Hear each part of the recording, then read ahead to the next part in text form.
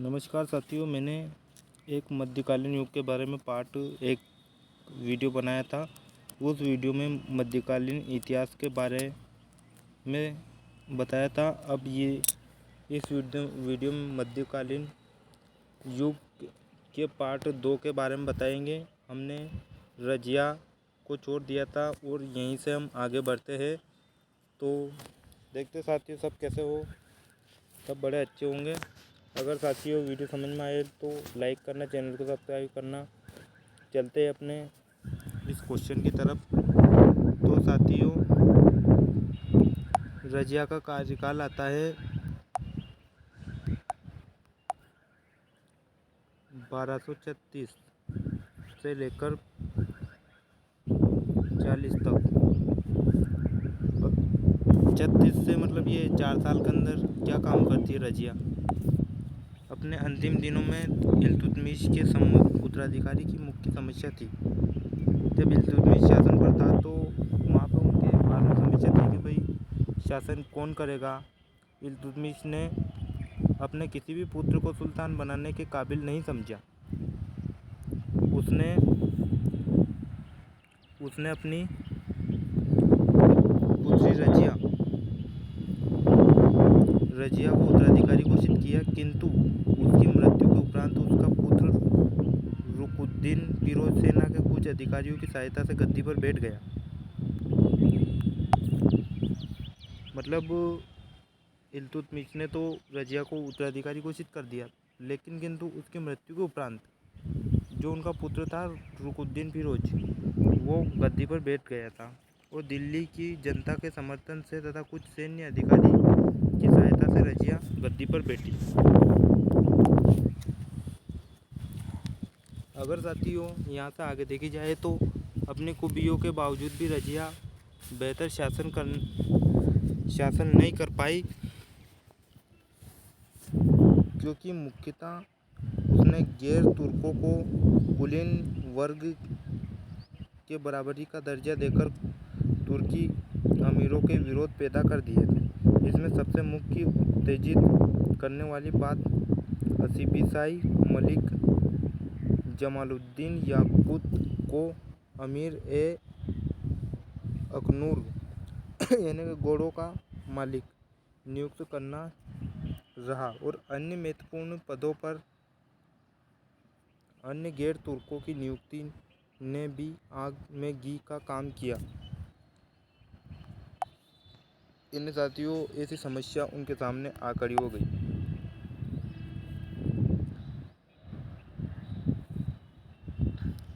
विद्वान मानते हैं कि महिला होने के बाद भी वो दूसरे के हाथों की कठपुतली नहीं बनना चाहती थी। विद्वान यानी कि कुछ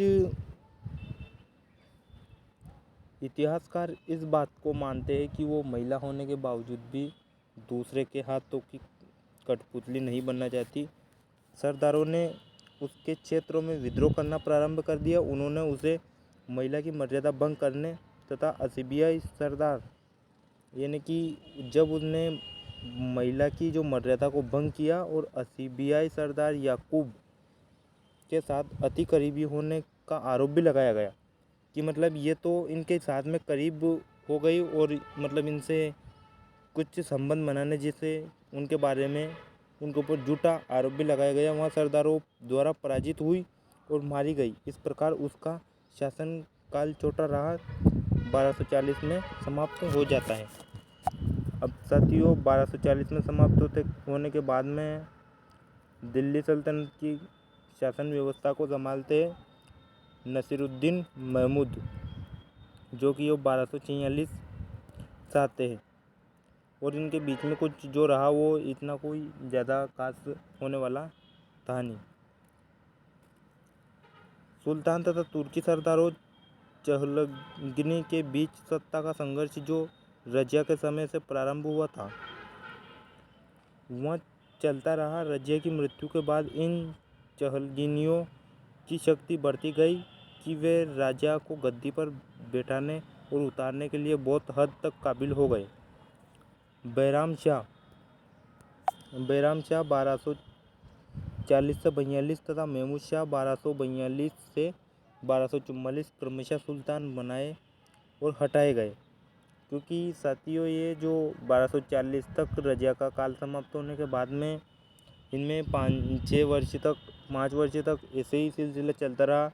कोई बैराम शाह आया 40 से 42 2 वर्ष इसने शासन किया। महमूद शाह आया, इन्होंने 2 वर्ष इन्हें शासन किया और इनको बना भी दिया फिर हटा भी दिया। इसके पश्चात 1246 में वुल्कू खान कालांतर जिसे बलबन के नाम से जाना जाता ने एक प्रयोग किया कि युवा नसीरुद्दीन इल्तुतमिश का पोता को सुल्तान बनाकर खुद का नायब बनाए। अपनी स्थिति को और सुदृढ़ बनाने के लिए उन्होंने अपनी पुत्री का विवाह नसीरुद्दीन से और कर दिया। सुल्तान नसीरुद्दीन महमूद 1265 में मारा गया। इब्न तुता तथा इलामी के अनुसार बलबन ने अपने राजा को जहर देकर मारा। तो साथियों उनके ऊपर एक आरोप भी लगा था कि बलबन ने अपने राजा को जहर देकर मारा तथा उसके सिंहासन पर कब्जा कर लिया। ये इतिहास में बताया गया। फिर आता है बलबन। अब बलबन आता है 1266 से तो 1287 तक ये शासन करता है।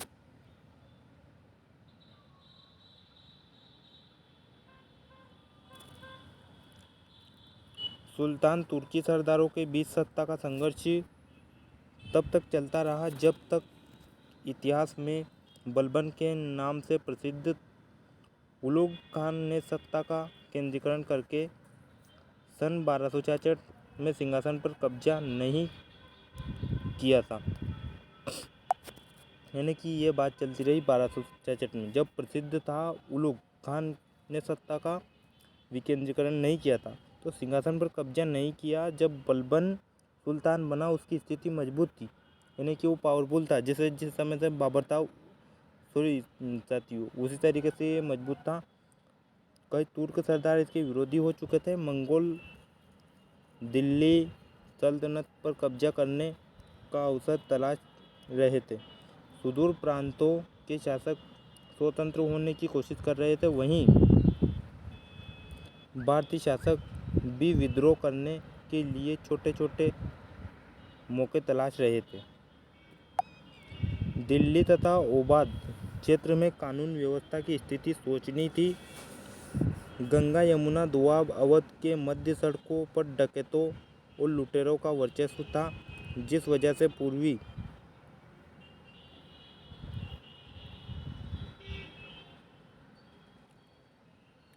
क्षेत्रों में यातायात असंभव हो चला। कुछ राजपूत जमींदारों ने इन क्षेत्रों में किले बनाकर सरकार के प्रति विद्रोह दर्शाया।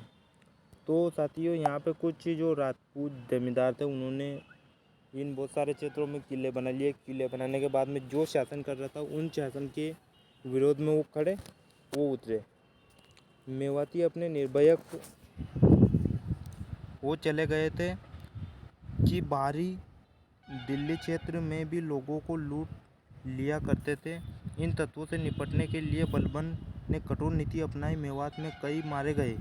राजपूतों के मजबूत गढ़ बदायूं के आसपास का क्षेत्र नष्ट कर दिया गया था। जब साथियों ये बलबन के और इनके बीच में जब लड़ाई चली तो बहुत सारे जो राजपूताना के जो क्षेत्र थे बदायूं वगैरह, तो उनके क्षेत्र को नष्ट कर दिया गया था। ये क्षेत्र मजबूत क्षेत्र माना जाता था।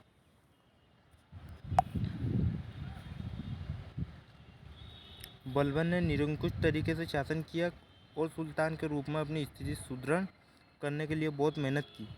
क्योंकि साथियों इन्होंने जनता के साथ में अन्याय करते हुए इन्होंने शासन किया और उनकी खुद की परवाह की, न कि इन्होंने दूसरे की परवाह की।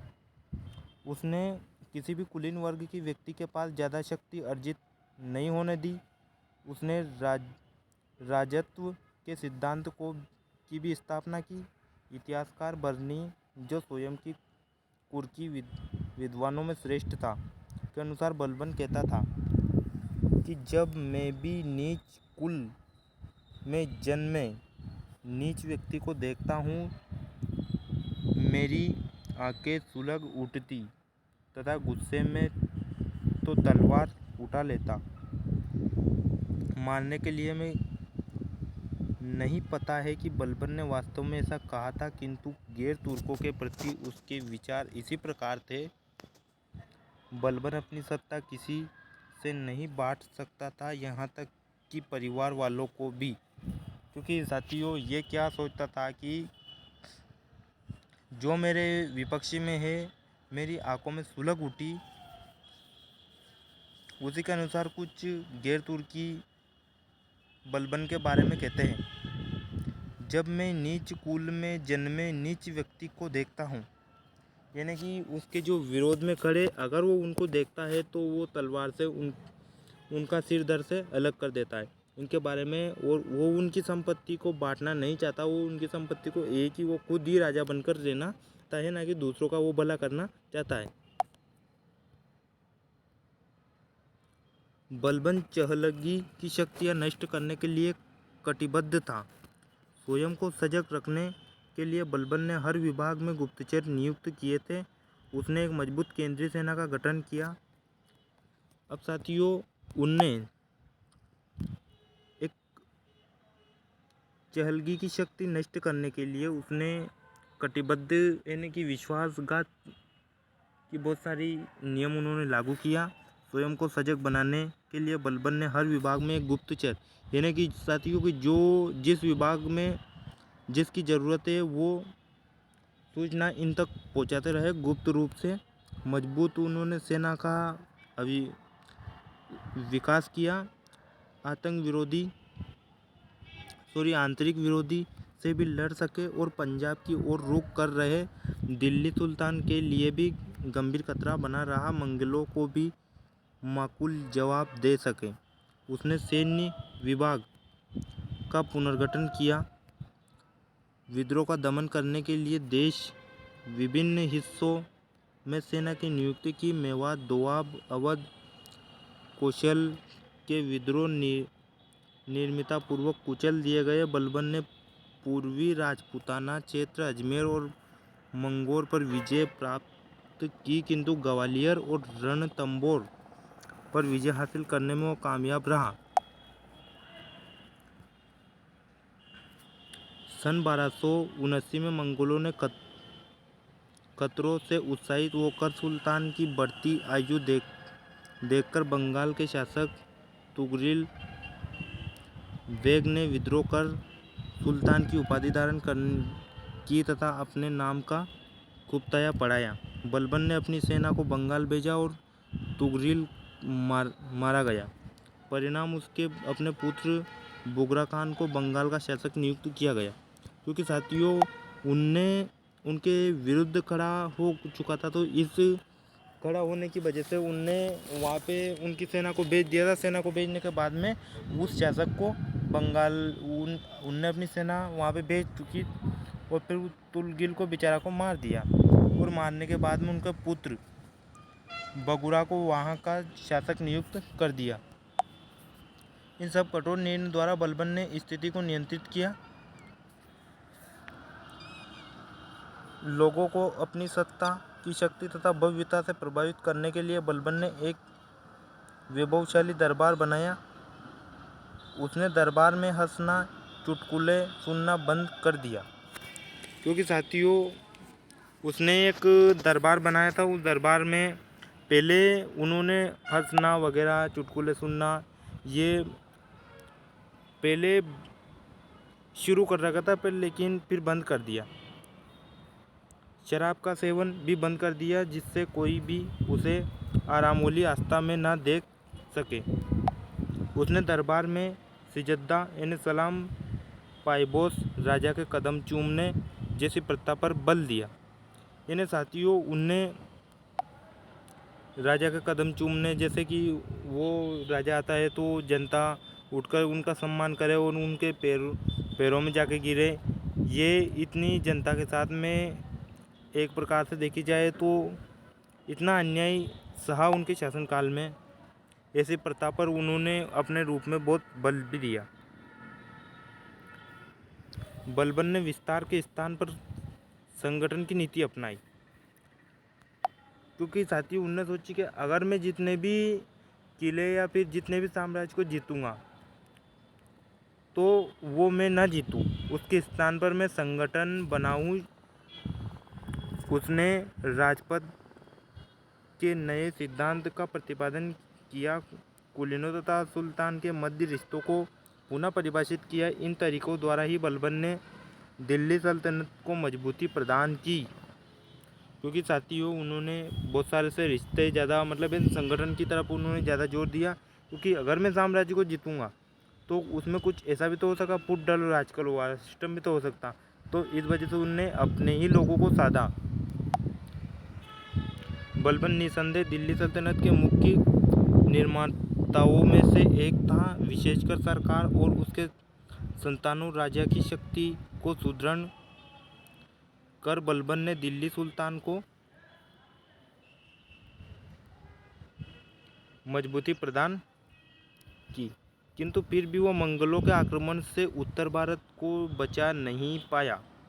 जब साथियों मंगोलों ने आक्रमण किया था, क्योंकि वो बोलते हैं कि एक नहीं एक दिन तो मुर्गा तुझे भी कटना ही पड़ेगा, तो इसी कारण जब मंगोलों ने आक्रमण किया था तो फिर उत्तर भारत बचा पाना मुश्किल था। तो गैर तुर्कों ने को महत्वपूर्ण पदों और अधिकारों से विमुक्त कर मात्र एक ही समूह के बीच अधिकारों शक्तियों के विवरण ने सैन्य अन्य लोगों के प्रति असंतोष उत्पन्न किया।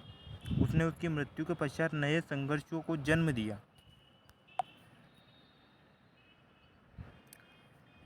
बलबन की मृत्यु 1287 में हो जाती है और उसकी मृत्यु के उपरांत कुलीनों ने उनके पोते केकेवाबाद को गद्दी पर बिठाया, किंतु जल्द ही उसके पुत्र केकेवार ने सत्ता से अलग कर दिया, जो स्वयं मात्र 3 महीने तक ही शासन कर सका। बलबन के शासन के दौरान फिरोज उत्तर पश्चिम सैन्य अभियानों का संचालन था और मंगलों के खिलाफ कई सफल अभियान लड़े थे। उसे दिल्ली में बुलाया गया, अर्ज ए मुमकालिन बनाया गया। उसने 1290 में एक कड़ा कदम उठाकर तैमूर की हत्या कर दी तथा खुद गद्दी पर बैठ गया। खिलजी कुलीनों के एक वर्ग ने खिलजी वंश की नींव रखी थी। अगर साथियों ये आगे आता है कि खिलजी कुलीनों ने एक खिलजी वंश की नींव रखी थी, तो ये ऑब्जेक्टिव में भी पूछा जा सकता है कि किस वंश ने खिलजी वंश की नींव रखी थी। तो इसमें आता है खिलजी कुलीनों ने। कुछ विद्वान इसे वांशिक क्रांति के रूप में परिभाषित करते हैं। इससे तथाकथित गुलाम वंश का अंत किया या फिरोज जलालुद्दीन खिलजी के रूप में सिंहासन पर बैठा। अब साथियों इनका कुछ प्रश्न हैं। सिंहासन पर बैठते समय इल्तुतमिश के सम्मुख कौन कौन सी, अगर साथियों देखे जाए तो उनमें चुनौतियाँ बहुत सारी है इनके शासनकाल में। क्योंकि साथियों अपन ने वो वीडियो पहले पढ़ लिया था, इल्तुतमिश द्वारा बनाया गया ए तुर्क चलहानी। क्योंकि साथियों वो क्या था कि ये तुर्क चलानी वो उनको पराजित करने का था। दिल्ली सल्तनत का प्रथम सुल्तान आपके अनुसार कौन था? तो दिल्ली सल्तनत का प्रथम सुल्तान तो कुतुबुद्दीन ऐबक था। कुतुबुद्दीन ऐबक, क्योंकि ये 1206 ईस्वी में आ जाता है। महमूद गौरी का सेनापति। सत्ता के वर्चस्व को सुल्तान के पास कायम रखने के लिए बलबन ने किन उपायों को अपनाया? क्योंकि साथियों उन्होंने कई उपाय अपनाए, जैसे कि वो अपने संगठन की नीति अपनाई। ऐसे बहुत सारे उनके कारण देखा जाए। अब खिलजी वंश की स्थापना होती है 1290 से। अब 1290 साथियों जलालुद्दीन खिलजी ने खिलजी वंश की नींव रखी। अगर पूछा जाए कि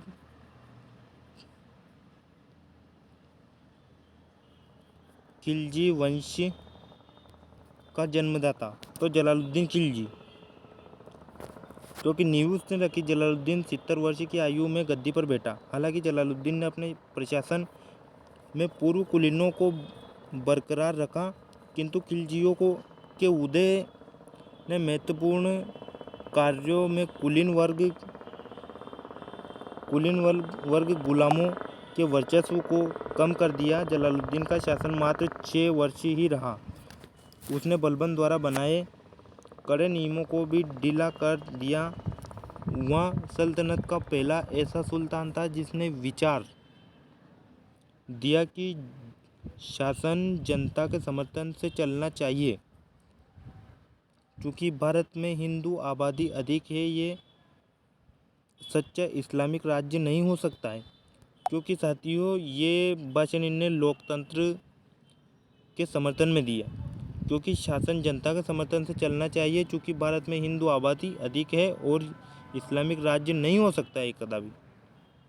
ये जलालुद्दीन खिलजी ने विचार का आधार पे बहुत अच्छा अपना प्रूवमेंट रखा।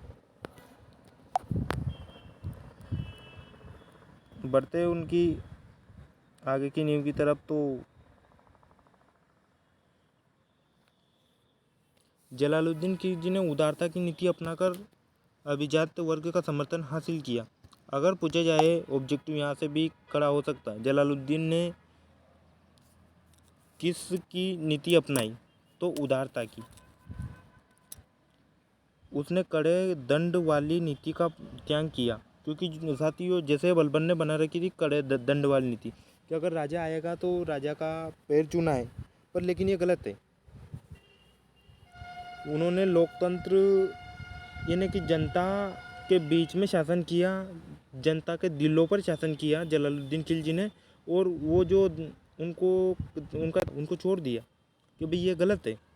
यहाँ तक कि उन्हें भी कड़ा दंड नहीं दिया गया। उन्होंने उसके खिलाफ विद्रोह किया।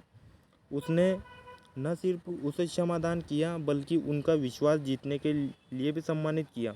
हालांकि उसके कई समर्थक ने उसे कमज़ोर सुल्तान की संज्ञा दे डाली।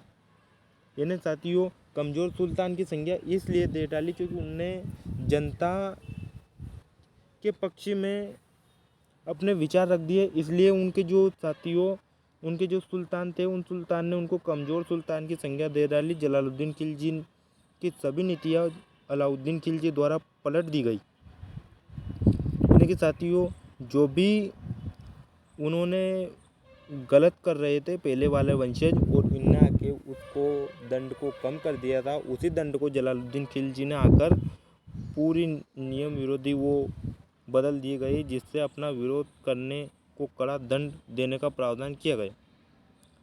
अब साथियों, 1296 से अलाउद्दीन खिलजी आते हैं, तो ये 1316 तक रहते हैं।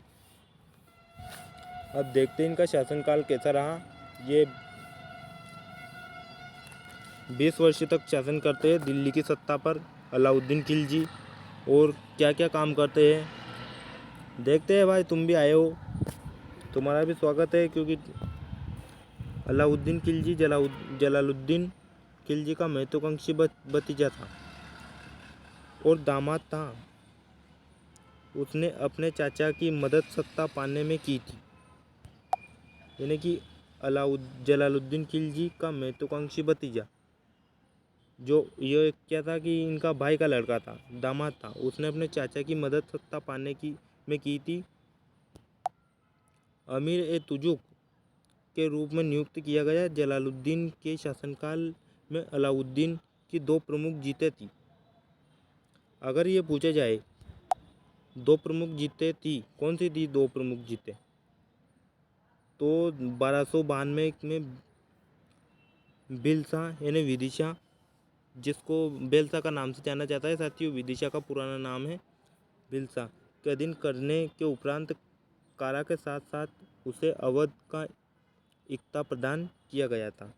वह अरिजी ए मामुकिन युद्ध यंत्री के रूप में नियुक्त हुआ। सन 1294 में पहली बार दक्षिण की ओर तुर्क साम्राज्य का विस्तार किया गया। देवगिरी को अपने अधीन किया गया। इस सफल अभियान ने साबित कर दिया है कि अलाउद्दीन खिलजी एक सक्षम सेनापति तथा कुशल योजनाकार तथा जुलाई 1296 में उसने अपने चाचा तथा ससुर जलालुद्दीन खिलजी की हत्या कर दी।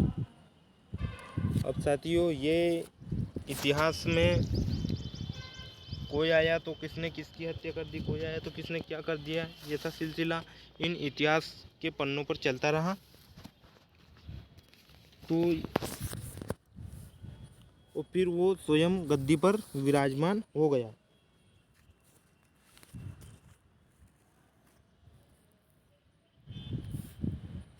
अलाउद्दीन ने बलबन के शासन की निष्ठुर नीतियाँ पुनः लाने का प्रयत्न किया, क्योंकि बेचारा जो जलालुद्दीन आया था उसने तो जनता के बीच में शासन किया, पर इनने बलबन की बहुत सारी नीतियाँ फिर लाने का प्रयत्न किया। उसने कुलीन वर्ग की स्वतंत्रता छीनी, शासन में उलेमा का हस्तक्षेप बंद किया।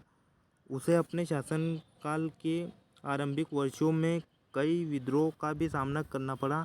तारीख़-ए-फ़िरोज़शाही के लेखक बर्नी के अनुसार अलाउद्दीन खिलजी ने महसूस किया कि इन विद्रोह के 4 प्रमुख कारण हैं, क्योंकि साथियों ये इनके द्वारा लिखी गई एक कथनी है, तारीख़-ए-फ़िरोज़शाही। तो इन्होंने फिर वही व्यवस्था लागू की, गुप्तचर व्यवस्था की अयोग्यता। मतलब इनको गुप्तचर व्यवस्था को कोई पूर्ण रूप से स्थिर नहीं रखा, पर लेकिन जब उनको लगा कि हाँ भाई अपन को पूर्ण रूप ये व्यवस्था करनी चाहिए, क्योंकि ये नीति बलबन ने बना रखी थी गुप्तचर व्यवस्था की। शराब का आम उपयोग, यानी ज़्यादा नहीं, कुछ थोड़ा बहुत। कुलीन के मध्य सामाजिक व्यवहार और आपस में विवाह संबंध। कुलीन के आसपास अत्यधिक संपत्ति, यानी साथियों उनके जो कुलीन के जो वर्ग थे उनके पास में ज़्यादा संपत्ति होनी चाहिए। और कुलीन के मध्य सामाजिक व्यवहार संपत्ति, विवाह संपत्ति, इनके बारे में इन्होंने फिर वापस वही नियम लागू कर दिए। इन विद्रोह की कड़ी को तोड़ने के लिए अलाउद्दीन ने कुछ नियम बनाए तथा उन्हें लागू किया। वे परिवार जिन्हें मुफ्त में ज़मीन मिली हुई है, वे अपने स्वामित्व वाली वस्तुओं के लिए करों का भुगतान करेंगे, क्योंकि साथियों जिन्हें मतलब फ्री में ज़मीन मिली वो कर दो, तो उनसे ये कर लेने लगे अलाउद्दीन खिलजी। सुल्तान ने गुप्तचर व्यवस्था को पुनः संगठित किया तथा उसे प्रभावी बनाने के लिए समुचित उपाय भी किया। शराब का प्रयोग प्रतिबंधित किया गया, क्योंकि शराब पे इन्होंने आकर रोक लगा दी कि भाई आप शराब इतना नहीं पी सकते हो। चौथी बात इनने की कि शासन की अनुमति के बगैर अभिजात वर्गों के आपस में सामाजिक समूह तथा शादी विवाह पर रोक लगा दी गई। अलाउद्दीन खिलजी ने इलाके जीतने की महत्वाकांक्षा तथा मंगलों से देश की रक्षा के लिए एक विशाल स्थायी सेना की स्थापना भी की। अलाउद्दीन खिलजी के बाजार सुधार। अब इन्होंने बाजार में क्या नियम बनाए, क्या नहीं बनाए, उनके बारे में देखते हैं। बाजार पर नियंत्रण स्थापित करने के लिए अलाउद्दीन द्वारा किए गए उपाय सबसे महत्वपूर्ण नीतियों में से एक है। चूँकि अलाउद्दीन एक विशाल सेना रखना चाहता था, क्योंकि अलाउद्दीन का मन था कि एक विशाल सेना रखी जाए और रह जाए अपने पास में। जिस तरीके से बलबन ने अपनी स्थिति मजबूत की, उन्हीं की नीतियों को बढ़ाते हुए ये आगे बढ़ता है। उसने आवश्यक वस्तुओं के मूल्य कम कर दिए, जो ज़रूरत की जो चीज़ें थी निर्धारित कर दिए। मूल्यों को नियंत्रित करने के लिए अलाउद्दीन ने विभिन्न वस्तुओं के बाजार बनाए। ये बाजार अनाज मंडी, कपड़ा बाजार, घोड़ों, जानवरों, गुलामों का बाजार। अलाउद्दीन ने एक पर्यवेक्षी शाहना मंडी की नियुक्ति की, जिसके अधीन एक सूचना अधिकारी होता था। शाहना मंडी के अतिरिक्त अलाउद्दीन बरीद सूचना अधिकारी तथा मुहिम गुप्तचर के द्वारा भी बाजार की दैनिक जानकारी पाता था। सुल्तान के आदेशों का उल्लंघन का अर्थ होता है कि कड़े से कड़ा दंड, जैसे राजधानी से निष्कासन, आर्थिक दंड, जेल, अंगभंग। यानी साथियों ये किस तरीके से जनता के साथ में दुर्व्यवहार, राजधानी से निष्कासित, ये तो आर्थिक दंड, जेल, अंगभंग, ये राजा ने किस तरीके की दुर्व्यवहार कर रखी थी जनता के साथ में। इन्होंने जब आक्रमण किया दूसरे देश के आने के बावजूद भारत के ऊपर, घोड़ों के मूल्य का नियंत्रण सुल्तान के लिए बहुत आवश्यक था, क्योंकि अच्छे घोड़ों की आपूर्ति के बिना सेना की कार्यकुशलता सुनिश्चित नहीं हो सकती है। क्योंकि साथियों घोड़ों से युद्ध को जीता जा सकता है, इसलिए इन्होंने अच्छे घोड़ों की आपूर्ति के लिए सेना कार्यकुशलता निश्चित नहीं हो सकती।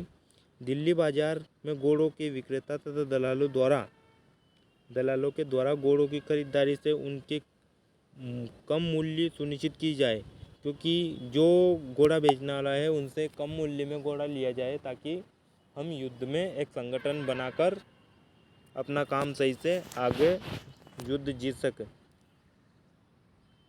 दिल्ली सल्तनत का विस्तार।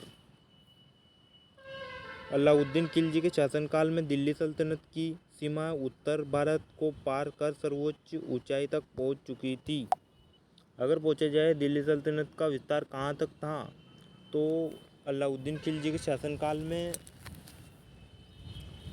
उत्तर भारत को पार कर सर्वोच्च ऊंचाई तक पहुंच चुकी थी, क्योंकि उत्तर भारत यानी यूपी वगैरह पंजाब इनको कूदकर। अलाउद्दीन ने क्षेत्रीय विस्तार अभियान की शुरुआत गुजरात के खिलाफ की थी। अलाउद्दीन खिलजी अपने साम्राज्य विस्तार के साथ गुजरात की विशाल संपदा के प्रतीक भी आकर्षित था। गुजरात की दौलत से उसके आगामी अभियान में मदद होती है। उसके समुद्री तट से उसकी सेना के लिए अरबी घोड़ों की आपूर्ति सुनिश्चित हो जाती है। सन 1299 में अलाउद्दीन के दो प्रमुख सेनापति अलुग खान तथा नुसरत खान ने गुजरात की ओर रुख किया। गुजरात का शासन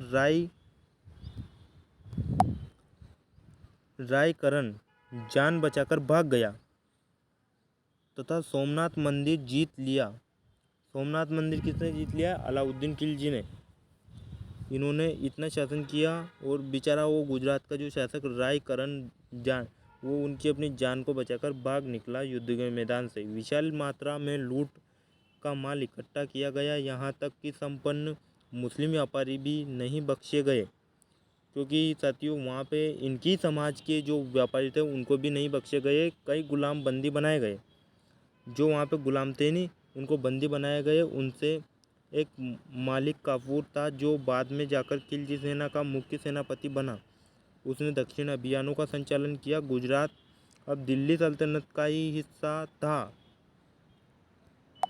क्योंकि साथियों इन्होंने इतना आक्रमण कर दिया कि यह गुजरात पर अधिकार स्थापित करने के उपरांत अलाउद्दीन ने अब पर ध्यान राजस्थान पर केंद्रित किया।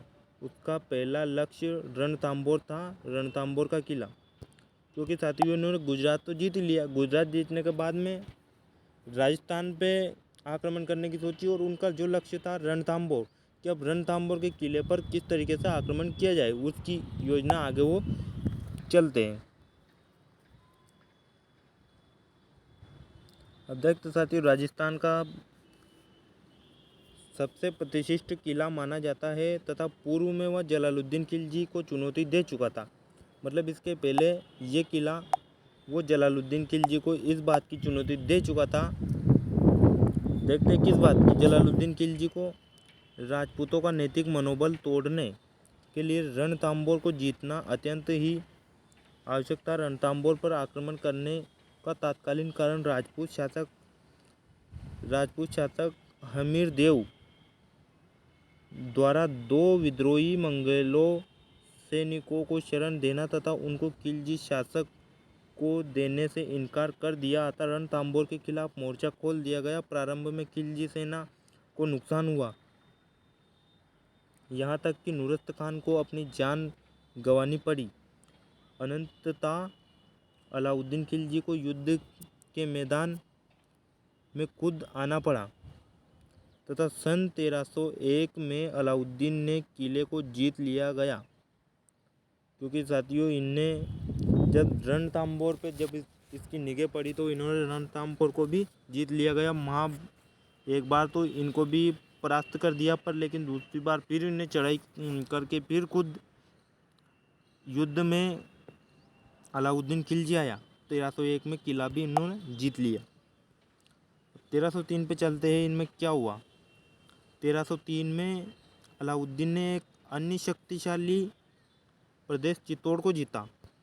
फिर वो भी चित्तौड़ भी एक जाना माना किला माना जाता था, उनको उस किले को भी जीता। कुछ विद्वानों के अनुसार अलाउद्दीन ने राजा रतन सिंह की सुंदर पत्नी पद्मावती के प्रति आकर्षण होकर चित्तौड़ पर हमला किया, क्योंकि उनकी रानी थी रानी पद्मावती।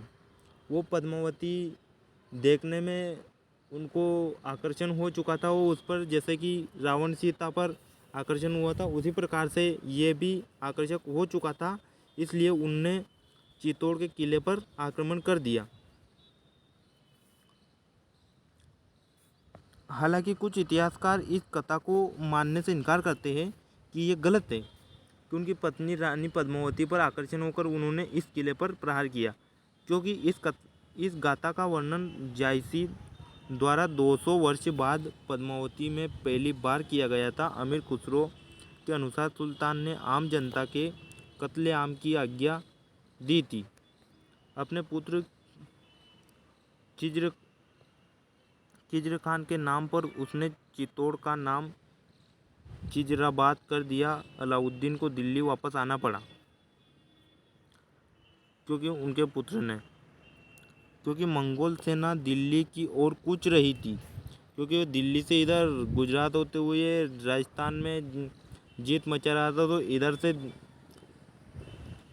वो दिल्ली पर चढ़ाई मंगोल कर रहे थे, मंगोल सेना, तो फिर वापस इनको दिल्ली कूच करना पड़ा। सन 1305 में क्या घटना होती है और किस तरीके से क्या होता है उनके बारे में भी देख लेते हैं, क्योंकि साथियों ये सन 1305 में एन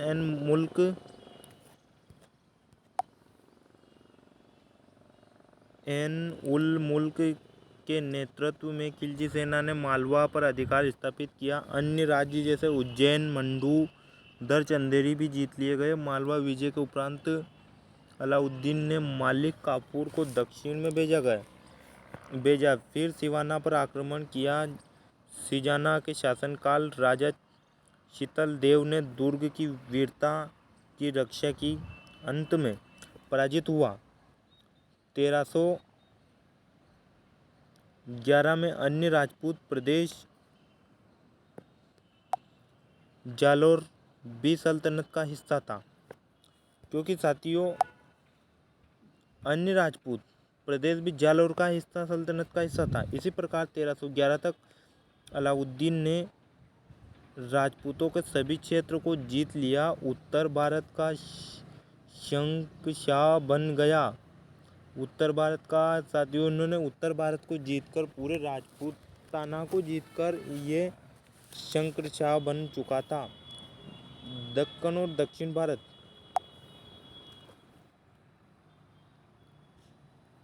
अलाउद्दीन की साम्राज्यवादी महत्वाकांक्षा उत्तर भारत का अधिकार के साथ ही पूर्ण हुई थी। वह दक्षिण को जीतने के लिए भी कटिबद्ध था, क्योंकि साथ ही वो दक्षिण भारत की ओर भी कूच करना चाहता था। दक्षिण भारत की संपत्ति ने उसे आकर्षित किया।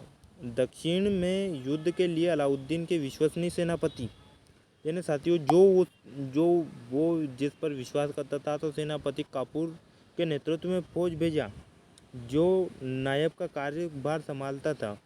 1306-7 में जलालुद्दीन ने दक्कन में पहला अभियान प्रारंभ किया। उसका पहला निशाना गुजरात का पूर्व शासक राय करण, जो कि अपनी जान बचाकर भाग गया था, जो अब बंगलाना का शासक था तथा खिलजी से पराजित हुआ। उसका अगला निशाना देवगिरी का शासक रामचंद्र पर था, दक्षिण भारत दक्कन की तरफ। पहला निशाना तो जो अपनी जान बचाकर भाग गया था, वो दूसरी स्थान का शासक बन चुका था। पहला निशाना तो उस पर था, दूसरा निशाना था देवगिरी का शासक रामचंद्र पर, जिसने पहले सुल्तान को राशि देने का वादा किया था, किंतु कभी नहीं दी। रामचंद्र ने हल्के संघर्ष के उपरांत मलिक काफूर के समक्ष आत्मसमर्पण कर दिया। उसके साथ ही सम्मान पूर्वक व्यवहार हुआ।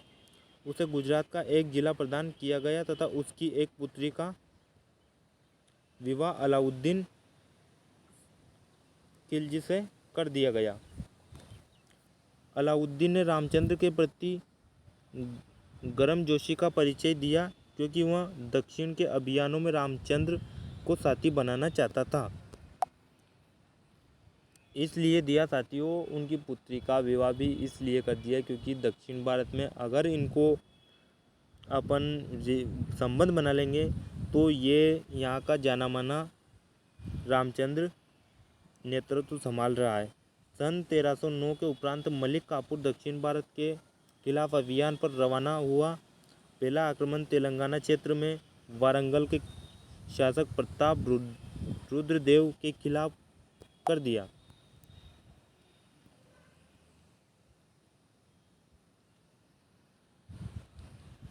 घेराबंदी कई महीनों तक चली गई, तब समाप्त हुई जब प्रताप रुद्रदेव ने कि सुल्तान को अपनी संपत्ति में हिस्सा देने तथा सुल्तान को शुल्क अदा करने का वादा किया था। दूसरा अभियान द्वारा समुद्र मालबार के खिलाफ द्वारा समुद्र के शासक वीर बल्ला को तृतीय यह समझाने के पश्चात कि मालिक कपूर को। तो साथियों, इनका साम्राज्य देख लेते हैं अपन मैप में कि ये साम्राज्य कितना कौन कौन सा इसने जीत रखा था।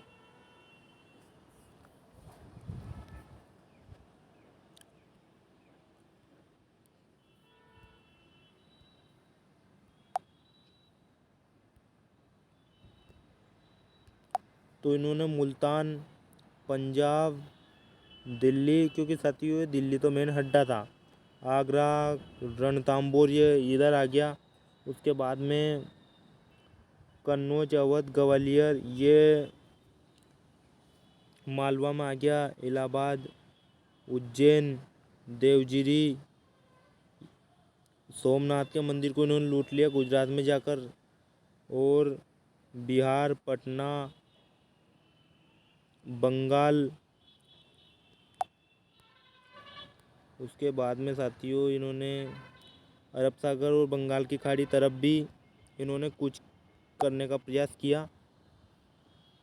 वारंगल, तेलंगाना, समुद्र द्वार, मालाबार, बंगाल की खाड़ी से टच होते हुए अरब सागर, लक्षद्वीप, इतना बड़ा साथियों इनका साम्राज्य माना जाता था।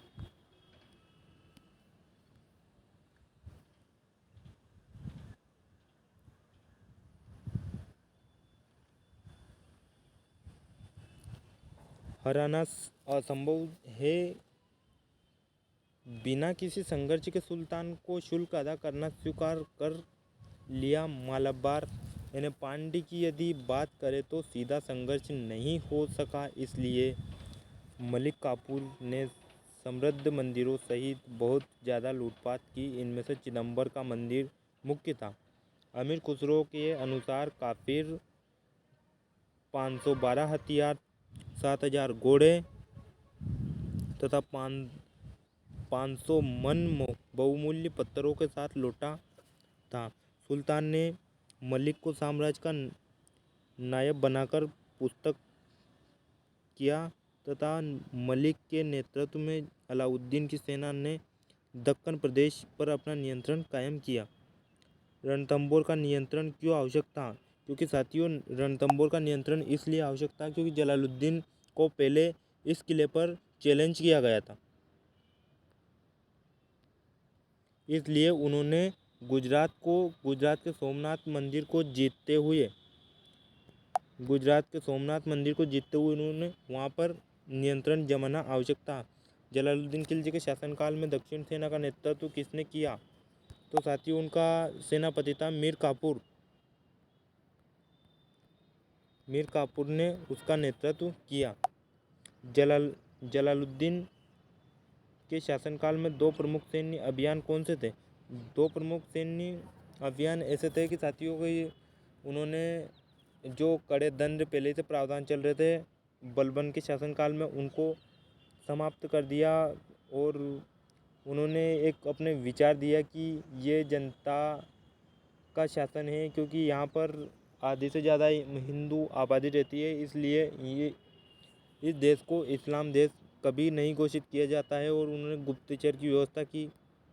विद्रोह को दबाने के लिए अलाउद्दीन खिलजी द्वारा दिए गए 4 प्रमुख प्रावधान उल्लेख कीजिए।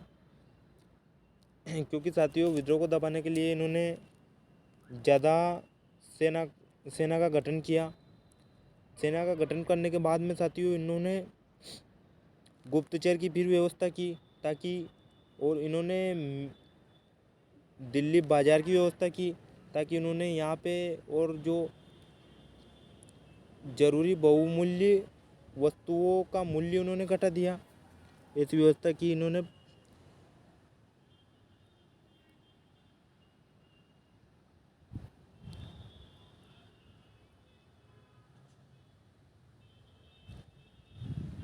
1316 में जलालुद्दीन की मृत्यु के पश्चात दिल्ली सल्तनत में पुनः भ्रम की स्थिति उत्पन्न हो गई। कुछ दिनों के लिए मलिक काफूर सिंहासन पर बैठा, यानी कि साथियों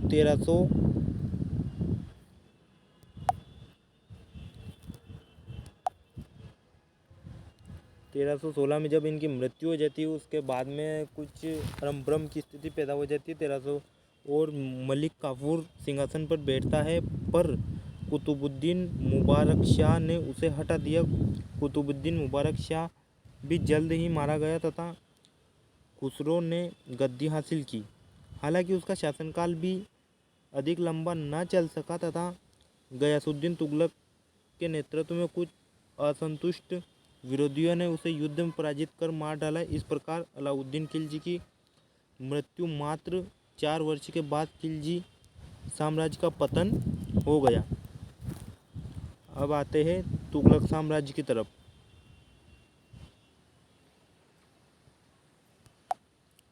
तुगलक साम्राज्य का संस्थापक गजनी प्रमुख था, जिसमें गयासुद्दीन तुगलक के रूप में 1320 में सिंहासन, यानी ये 1320 में बैठते हैं, क्योंकि इनके पहले कुछ 1-2 साल वो बीच में ब्रेक लगा देते हैं, वो आ जाते हैं। 1320 में सिंहासन हासिल करते हैं, जिसका वंशित 1412 ईस्वी तक सत्ता में रहा। अलाउद्दीन के शासनकाल में गयासुद्दीन तुगलक ने विशिष्ट पदों पर कार्य किया। 1325 ईस्वी छोटे से शासनकाल के उपरांत गयासुद्दीन तुगलक की मृत्यु हो गई। अब साथियों, मृत्यु होने के बाद उसका पुत्र मोहम्मद तुगलक गद्दी पर बैठा। तुगलकों के शासनकाल में दिल्ली सल्तनत संगठित हुई। सल्तनत के सीधे नियंत्रण में कई नए क्षेत्र भी बनाए गए।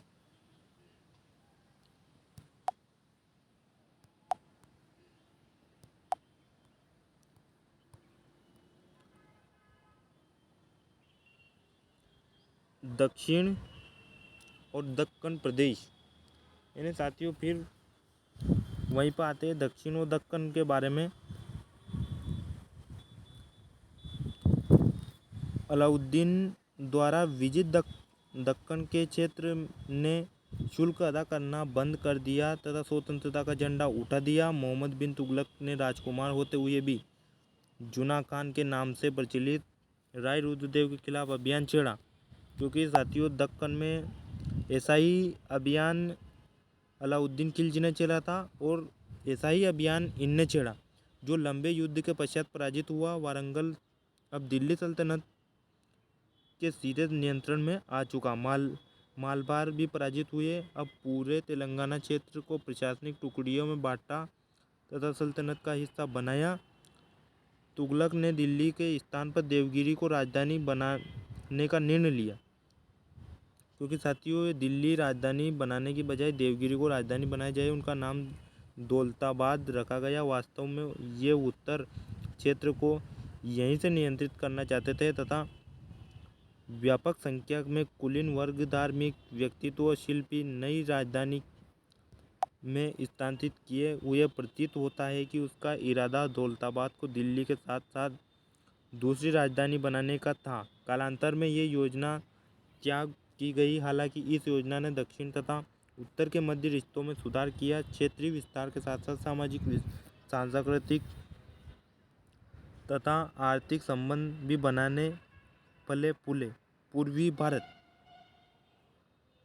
अब साथियों पूर्वी भारत में क्या होता है। जाजनगर उत्तराखंड के शासक भानुदेव द्वितीय ने वारंगल के राय रुद्रदेव की सहायता सुल्तानों के खिलाफ युद्ध में की थी। उल्गू खान के नेतृत्व में सन 1324 में भानुदेव द्वितीय पराजित हुआ। उसके राज्य को भी सम्मिलित कर दिया गया। बंगाल में सुल्तान के खिलाफ दरबारियों में असंतुष्ट ने राजकुमार को नियंत्रित किया कि वहां के शासक पर हमला करे। बंगाल की सेना पराजित हुई। नसीरुद्दीन नामक सरदार ने गद्दी सौंप दी। राजधानी परिवर्तन।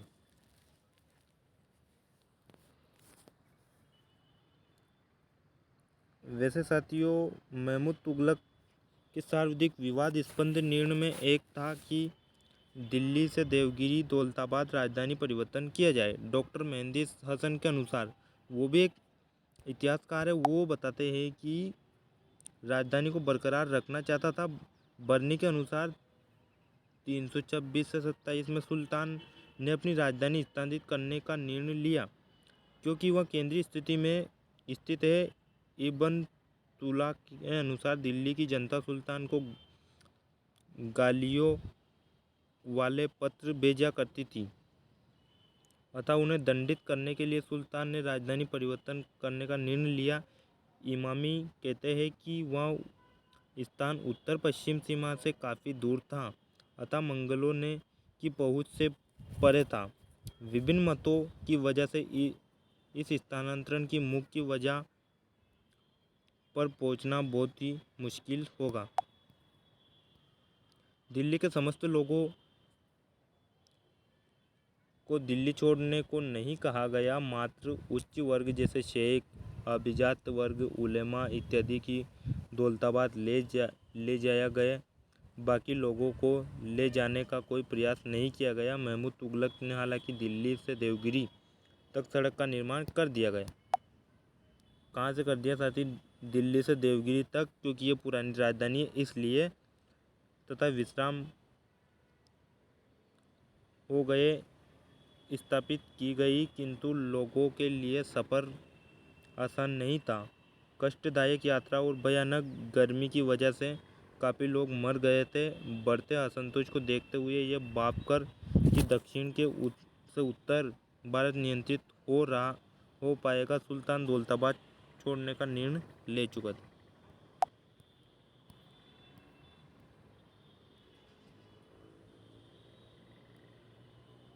उत्तर पश्चिम, इनमें साथियों इतना कोई ज़्यादा रहने वाला है नहीं।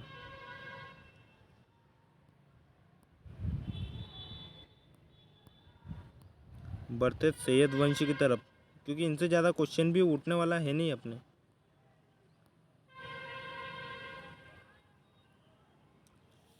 सैयद वंश 1414 से 1450 तक आता है।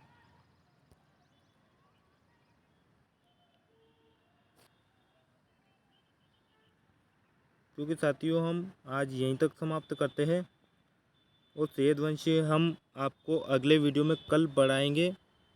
ठीक है साथियों, अगर वीडियो आपको समझ में आए तो लाइक करना और चैनल को सब्सक्राइब करना।